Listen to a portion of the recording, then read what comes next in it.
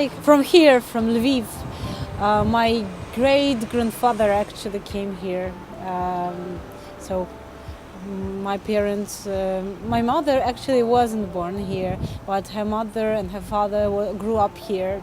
They were sent to Siberia, and she was born in Siberia, but they returned luckily from my mother's side. My father was born in also here nearby, and they lived here in Lviv. I'm a culture manager.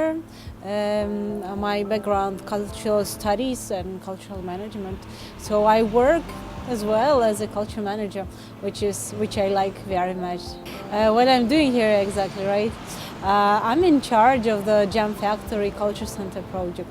This is the one of the biggest projects I ever had, dreamed of. It's organizing a very contemporary culture center in Lviv. Yeah, we had an initiative 3 years ago. We had an initiative. We were thinking about the need of creating, of regenerating industrial spaces, and how to organize this, where to start from, how to involve people, how to involve professionals. So we started thinking about that, and we invited many people from interested in that topic: architects, cultural managers, event managers, and some experts from Western countries who were very much interested in that. There are many places like abandoned or not in use industrial spaces. Yeah, a lot of them, but it's just the beginning of the regeneration spaces like that. We are now in the premises of so-called Jam Factory. Originally this is the factory which was founded in the 19th century, in 1872. It was in that time it was outside the city. It was Parkhomyk and son. He organized the factory of alcohol beverages.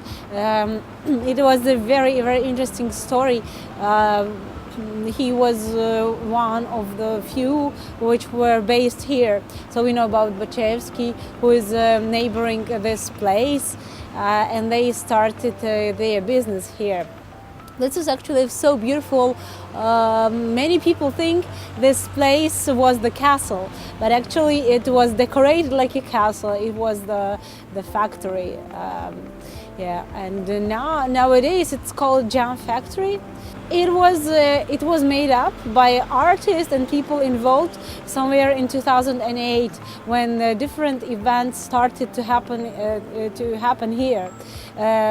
There were a few other initiatives of people who were thinking, what are the possibilities to do here, and that this place is for art. But it was probably in 2008. It was too early.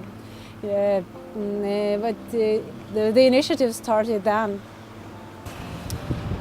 Yeah, well, for me personally, Europe is freedom of expression, freedom of creativity, and accessibility of all the needs for creative people, for anyone. This is also the equal rights. This is also, to me, it means respect to human rights, and this is Europe to me. And I feel I am mentally in Europe. Me personal people I work with. And the Jam Factory project is one of those anchors who approach, who make European standards and European